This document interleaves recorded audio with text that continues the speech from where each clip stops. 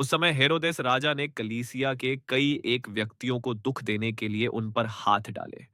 उसने यूहन्ना के भाई याकूब को तलवार से मरवा डाला। और जब उसने देखा कि यहूदी लोग इससे आनंदित होते हैं, तो उसने पतरस को भी पकड़ लिया।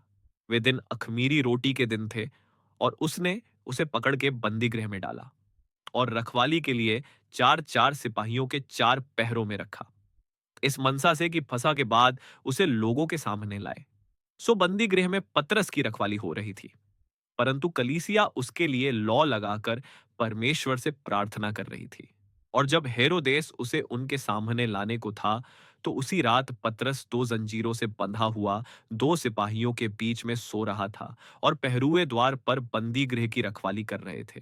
तो देखो, प्रभु का एक स्वर्गदूत आ खड़ा हुआ और उस कोठरी में ज्योति चमकी और उसने पतरस की पसली पर हाथ मार के उसे जगाया और कहा, उठ फुर्ती कर। और उसके हाथ से जंजीरें खुलकर गिर पड़ी। तब स्वर्गदूत ने उससे कहा, कमर बांध और अपने जूते पहन ले। उसने वैसा ही किया। फिर उसने उससे कहा, अपना वस्त्र पहनकर मेरे पीछे हो ले।